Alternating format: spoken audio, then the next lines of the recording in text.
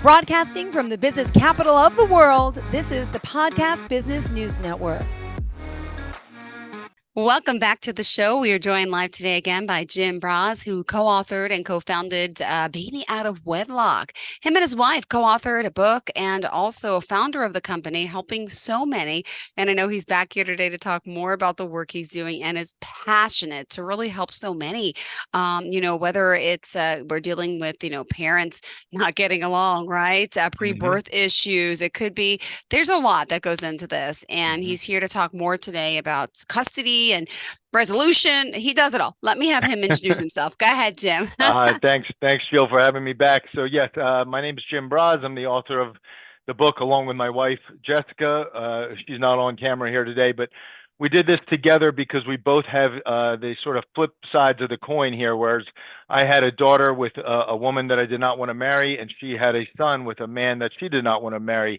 And we both went through these terrible custody battles and all kinds of arguments and made lots of mistakes, and we learned a lot of lessons. And that was over 10 years ago. And so since then, we've packaged all that advice into one format, easy to read, short book. It's on Amazon. It's called Baby Out of Wedlock. You can buy it anywhere. There's the Audible version as well. We have a website, babyoutofwedlock.com, where we have different blog posts and useful links, and we can take one-on-one questions and answers. So that's the background. That's what we're doing here. Great. And how can we contact you before we continue? Sure. I mean, the easiest way is to find us on the website. I read every email that comes in, so I would just get to us at babyoutofwedlock.com. Perfect. Well, thanks so much for being here. So what did you have in mind for us today? Well, this is our third interview, and I'm glad that we're live on camera here, because this, I think, is going to be the most important of the 5 interviews. This is the one where I want to talk about legal issues, and this is the stuff that scares and confuses people the most. Okay. So, I mean, when you first, find out somebody's pregnant and you're wondering, what am I going to do here? And you just make the decision you're not going to get married. Some people say, well, why do I have to do anything? I get along well with the other person. We don't need to do anything. We can just sort of be friends and raise this child. And for some people that does work. For most people that does not work for very long. Yeah. One thing comes, somebody gets another spouse. There's, differences in opinion. Somebody wants to move far away. Yeah. All kinds of things happen. And so what you need to understand is that when that baby's born, if you are the father, you have 0 rights to see that child unless you initiate a legal process. And if you're the mother, and typically it's the mother receiving the child support, at least at first, you have 0 rights to receive that child support until you begin the legal process. So both parties are incentivized to sort of begin the process. It's a very long process. It takes about a year, but you want to get the ball rolling shortly after the birth. And it does not mean that there has to be a big confrontation. It does not mean you have to spend tens of thousands in legal bills, but you do want to get it started because you do want to get this done right. And even if you do get along well for a number of months or years, someday will happen where you don't get along so well, and it'll be important to have this in place. Plus, think of it from your child's point of view. Like, they would want to know that both parents sign their name on the dotted line, that 2 parents are involved, and both parents cared about me. So it's important to get it started. There's not really much you can do before the birth legally, because no court or judge is going to do anything about a child that's not born yet. However, you can, first thing I would say to do is to find a lawyer in the right county, or I should say in the right state and county that the mother is going to reside in. Okay. So that's the first question. I was in different states. My daughter's mother was in Maryland, and I was in New York. And there was a question of, do I need a New York lawyer? Do I need a Maryland lawyer? What do I need? You need a Maryland lawyer if the mother's in Maryland. And one step further is you want a lawyer in the same county as wherever this process is going to take place. So even if you have your friend or somebody recommends a lawyer across the state, that's not as good, because that lawyer is going to have to travel across state every time there's a court hearing, and that's no good. They're going to bill you for that time. And in addition, the lawyer that's across the state doesn't know all the local judges and the local customs, and that comes into play down the road. So that's important. So that's the first thing I would do before the birth is interview 2 or 3 lawyers, find somebody you like, and then say, all right, let's go on to the next, let's wait and get the baby out safely.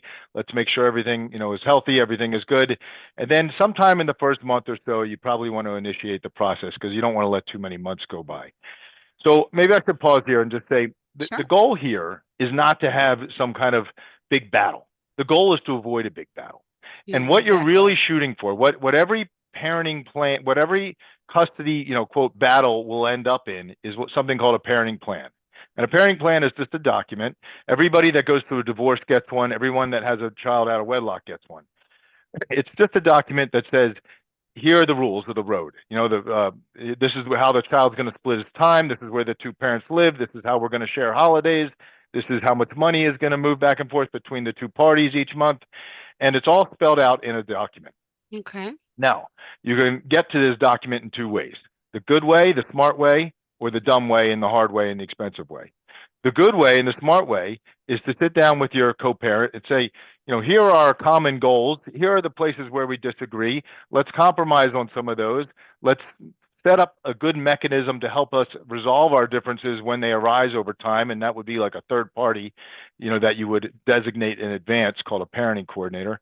But the smart way is to sit down with your person, your co-parent, say, here's the things we want to do together as parents, get it into a document, and then you each pay your 2 lawyers a few $100s to formalize that document, file the paperwork with the courts, and then you walk away a winner. You have a nice plan, Mm-hmm. you're getting along with your co-parent, everything's written down, and you can change it someday, when things change. The child starts going to school, somebody wants to move, it's not written in stone forever, but you've got everything down and you're off on your way to having a healthy, successful co-parenting relationship.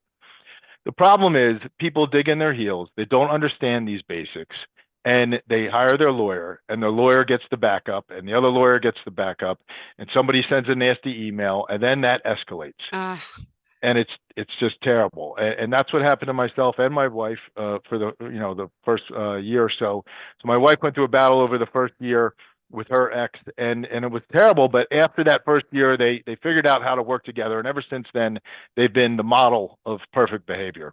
Me, on the other hand, we had the other situation where for 4 or 5 years we just went through one battle after the next. We could never really seem to see eye to eye, and we kept trying to go back to the courts to try to get them to solve our differences, and that just doesn't happen. The courts, a trial, they will not solve your differences with your co-parent. All they will do is, for example, when I said you need a parenting plan, if you can't come to an agreement on a parenting plan, the judge is going to take one off the shelf that he gives to every parent that can't get along. He's going to sign his name on it. He's going to change a few numbers, and that's going to be your parenting plan. And it's going to suck. It's not going to work for you. It's going to lead to other arguments.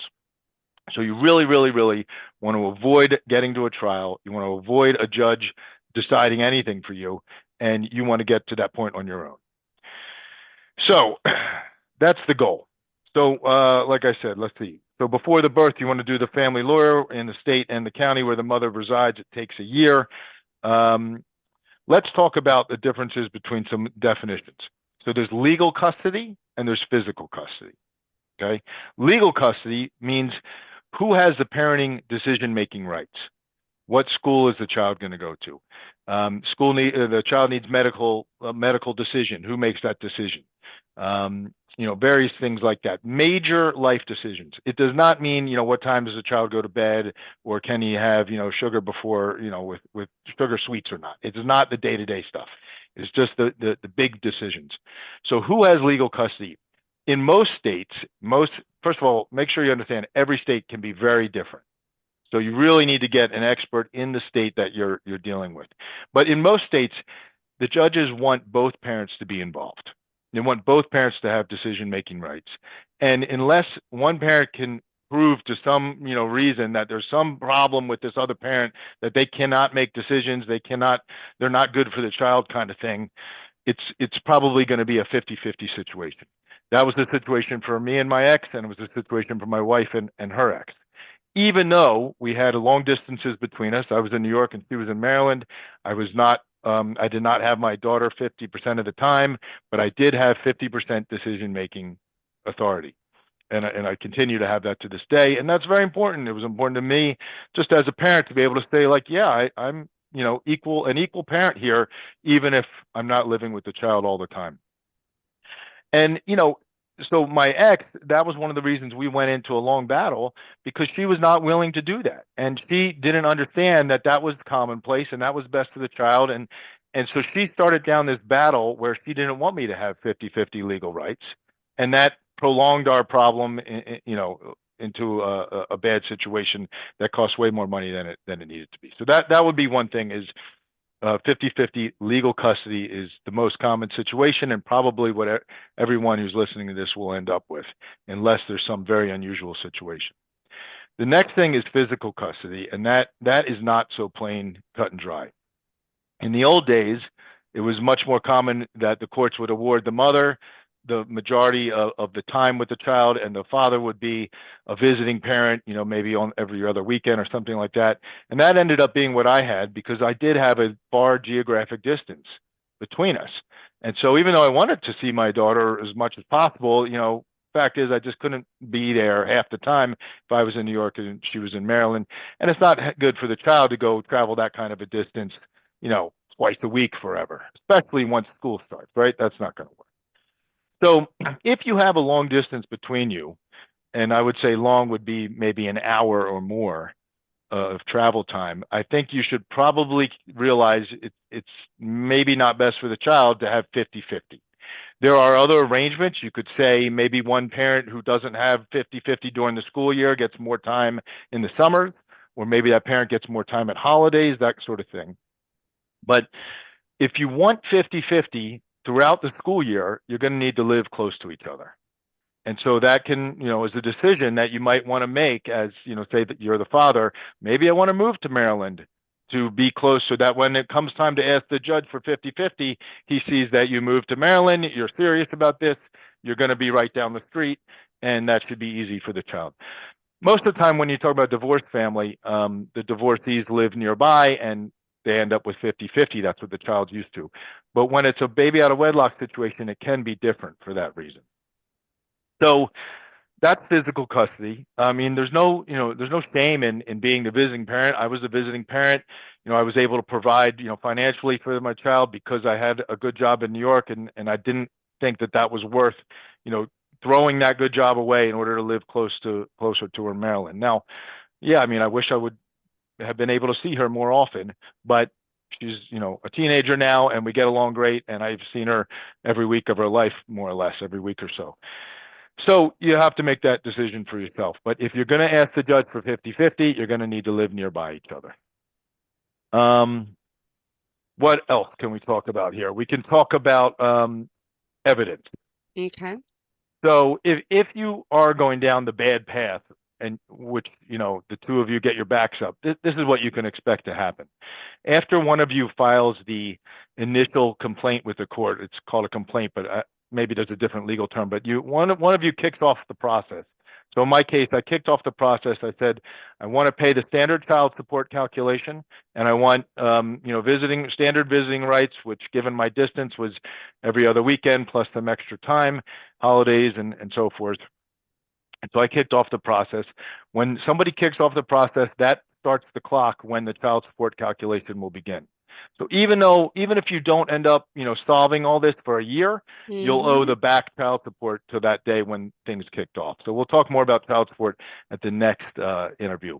But the thing to know here is, so ideally, you kick off the process, and the same day or shortly thereafter, you hand the courts or the judge a draft of your parenting plan that your two lawyers have agreed on, and you say, here, judge, this is what we want to do. We're done. And he says, great job.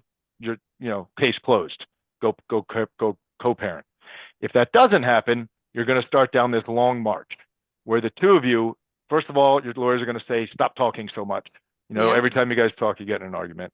They're going to say, put everything in writing. But the problem is everything's in writing will end up as evidence in your court, in your case, right?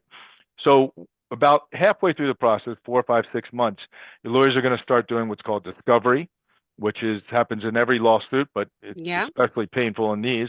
You're going to have to turn over every email you have with this person, every text message you have with this person. You're going to have to do all the social media screenshots, anything that's relevant. You're going to have to answer something called interrogatories, which is when the other lawyer sends you a long list of questions that you have to answer under oath. Well, actually, you answer them. You give the answers to your lawyer. They write them up in a legal way, which of course charge you by the hour for Oh, that. yeah, very expensive. You're going to have to turn over documents, which, aside from all the emails and messages I just mentioned, 3 years of financial history, every credit card, every bank account, every mortgage, every car payment, everything that you've ever done for the last 3 years financially will have to be, print the statements out. I don't just mean like one statement per year. I mean 12 statements, one for each month for every account you have. It's going to have to go over to the other lawyer. And all these things have to be categorized and filed by the lawyers, and then they have to read the other person's documents, and they're billing you the whole time. So this is when it gets very expensive. You can also get into depositions where you might have to sit down for an interview with the other lawyer under oath. That's a very stressful thing. You can even, in some cases where they really want to waste money, you can hire an expert. Right. Yeah. So some parents say, I'm hiring a psychologist to spend time with the child and then tell the courts that, the child doesn't like being with his dad. And then the dad hires another psychologist to just prove the opposite. The judge says, I don't believe either of them because they're just, two different points of view. And you guys both wasted $10,000 or $20,000 each. Yeah. So these things can get just terrible. Skip that. Skip all that whole bit. Skip the fight. Figure out how to compromise before you get to that deposition phase, and try to avoid all that. And remind us how we can contact you. So the easiest way is babyoutofwedlock.com. You can email us there. We look at every email. The main way to learn all this stuff, by the way, is the book Baby Out of Wedlock. It's on Amazon. It's on anywhere you want to buy books, and Audible as well. We also have on our website sort of a 12-point quick download. So if you want just the top 12 questions answered, you can download that very quick and easily as well. Looking at my list here. So as we talk about, legal custody and physical custody and going through this nasty court battle, like I said before, the goal is to get to a parenting plan. Okay. And a parenting plan is going to have all this stuff written down as far as, how do you share holidays, who's going to transport the child, who's going to pick up, who's going to drop off, all that kind of stuff. And the thing that, one thing that it took me 4 years to figure out there is that these documents should have some kind of mechanism in them that helps you solve a dispute that hasn't arisen yet. And so they call that dispute resolution. So sometimes they say, if the two parties can't agree, then the mother has final say. And I didn't like that because that to me was basically meant that every argument was going to end in, I have the final say, so go pound sand. So we tried to come up with this long list of steps we would take. Well, we're going to talk to a friend, and then we're going to talk to an expert, and then we're going to talk to a mediator. And then if that still can't solve the problem, then, mother will have the final say about educational issues, but not, and it was a mess and it didn't work. And once or twice, we'd have a dispute like, hey, my Christmas break is supposed to start this day and you're not agreeing to that. It says so in the document. And she would say, no, it doesn't. It says something else in the document. And we would argue about it. But in order to get a mediator, that's, you've got to wait weeks or months. So the solution there is something called a parenting coordinator.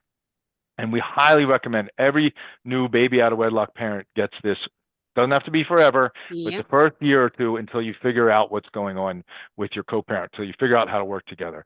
And what you're basically doing there is you're signing on a dotted line, sign a document that says, I agree to let this third party help us manage our differences over the next 1 year, 2 years in a constructive way, and we will not go back and sue the courts or go back through the court system in order to solve these little minor differences. And you're basically giving this third party authority to have the binding power of the court on your life. And that sounds scary. Some people don't want to do that. They don't want to, especially the mother, like my daughter's mother did not want to get into this situation. But after we were just arguing for 3 or 4 years, she finally agreed to do it. And it was a total game changer because finally we had a rational, trained, person who was good at working with parents like us, conflict-filled parents, and she could hear both sides of the story, and she would try to help us bring us to a solution. And very rarely did she say, you know what, I'm going to make up I'm going to make a decision for you guys. Mm-hmm. Almost every time she brought us to a decision where we were both sort of mutually agreeing on it. Once in a while, she would say, well, you guys can't make up your minds, so I'm just going to say you meet at the train station from now on. Yep. And that was fine, because at least it was like somebody solved the problem and we didn't have to argue anymore, and we didn't have to pay a lawyer or go to a judge who was not going to give us nearly that amount of time. So we recommend everybody do that for the first year or two. Okay. Figure out what kind of person you're dealing with, learn how to work together, and that can be very important. Things like summer schedules, holidays, it can get very tricky, and you don't want to be just sitting there, screaming at each other and threatening to go back to the lawyers every time you can't agree on something. So that's a big deal. What else did I want to talk about? Oh, phase-ins. So one of the questions is, people say, how do we, the daughter or the mother maybe is scared to let, dad go with the baby. She's a newborn. How are we going to deal with this? I don't want a newborn, having weekends away. It's too early. I totally get it. I understand, especially if there's breastfeeding involved and so forth. The answer to this is something called phase-ins, which just simply means as time goes by, you give the father more and more alone time unsupervised with the child. As the child gets older, you give them more and more time until at some point, age 1, 2, 3, there's a regular schedule in place where the child is, with the other parent as much, whatever the permanent schedule is going to be. In my case, that was every other weekend plus some extra days. So, that was a big deal for us, because my daughter's mother was very big on attachment parenting and breastfeeding, and we're all for breastfeeding. That's a great thing. But the judges and the courts are not going to take breastfeeding as a reason to not let the father see the child after, say, about 6 months. Maybe before that, that argument holds a little bit water, but after the child's 6 months old, it's like you can pump, you can use formula, for a little bit of time. They're not going to say the father can't have a visit. So that was another thing where my daughter's mother did not want me to do those visits until the child was multiple years old, and that just wasn't going to work for me, and that's why we went down that long, terrible path that we did. So, the book is filled with all kinds of more in-depth examples and things like this that really, it's just such a shame that so many parents go through these battles when, honest to goodness, if both parents would read this book, I really think that most of these situations would resolve in a much, much better way. And of course, we're not the only book out there. I mean, there's other books, there's podcasts. Find some help, find a coach, find somebody that can, walk you through these issues, because, you really don't want to end up doing what I did, which is $160,000 in legal bills. And, still to this day, my daughter's mother and I don't get along very well. So there's a better way there, and that's our goal, is to help you guys find it. How does she think about you doing this career now? And well, that's a good question. As far to my knowledge, she's not aware of it. Mm-hmm. So I'm sure someday she'll figure it out. And I think I mentioned this before. This is not my full-time job. This is sort of a part-time thing. We want to help people with the book.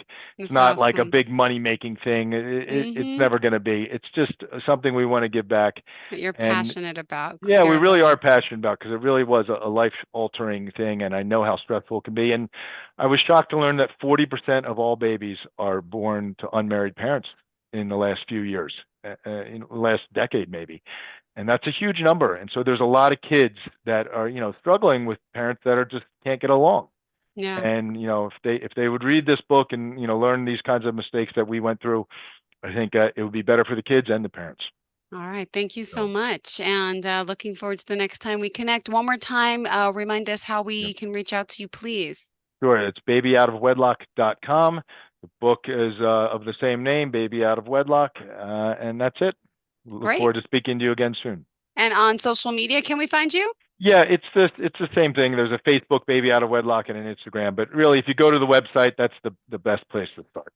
Perfect. Thank you. Pleasure having you back here today, and looking forward to the next time we get to connect. All right. Thanks a lot, Jill. Take care. Have a great day. Thanks again. You too. If you are the new parent of a baby out of wedlock, you're probably freaking the heck out.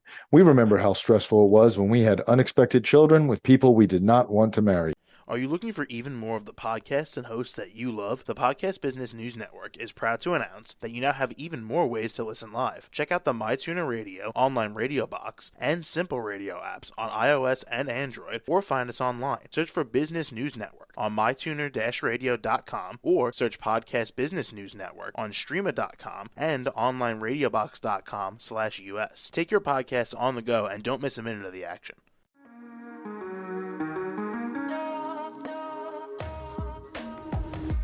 Broadcasting from the business capital of the world, this is the Podcast Business News Network. For nearly 2,000 severely injured veterans, everyday life has become filled with barriers.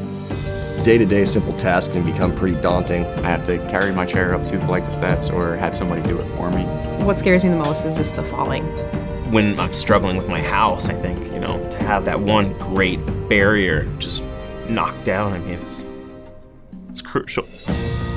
Home for Our Troops is a wonderful nonprofit that builds a mortgage-free, fully adaptive, handicap-accessible house. And there's no catch. It'll be our very first home that we've ever owned. This is a game changer. This is where your life begins again. We need you to join us in completing this important mission. Please visit hfotusa.org and help build homes and rebuild lives. Because of you, everything's going to be okay.